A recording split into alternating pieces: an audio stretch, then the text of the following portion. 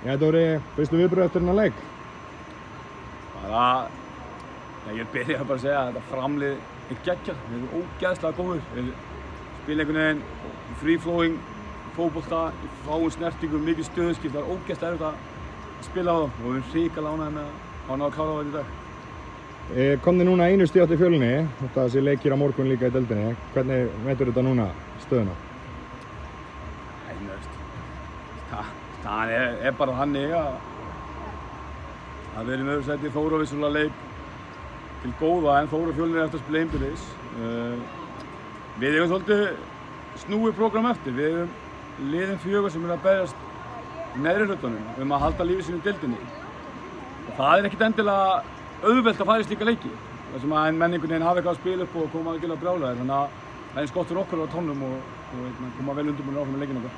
Eins og þú segir, þið eigið 4 lið þarna sem eru í neðri pakkanum. Eigið ekki að fara bara upp hérna?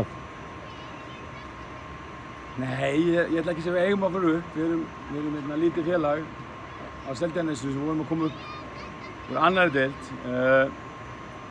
En að sjálfsögðu förum við þessa leiki til að vinna. Við höldum áfram að vera 1 leik í einu.